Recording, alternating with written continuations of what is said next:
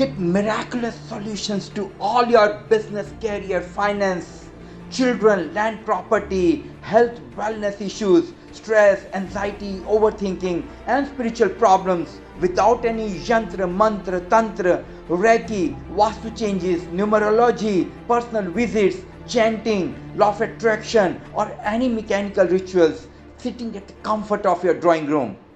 Ask yourself, do you feel stuck in your life with no solutions to your vexed life problems?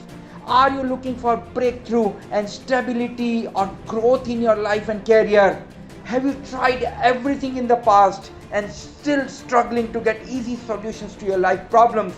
If yes, then you are warmly welcome to Mystic World Awaken to Abundance program. Master the science to fulfill your dreams and desires with Life Mastery Challenge for a happy, blissful, money abundant, balanced life with my 3-step magical formula with personalized, customized, specialized, one-on-one energy alignment, consultation, support and guidance.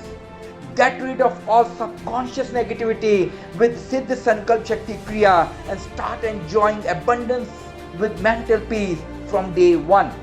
Redesign your dream life with Mystic Vision goals and actions and say goodbye to all your growth, career, finance, stress, anxiety problems now.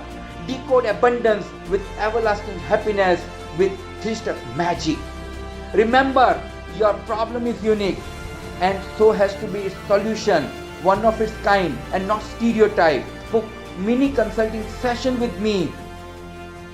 I promise no one will go empty-handed.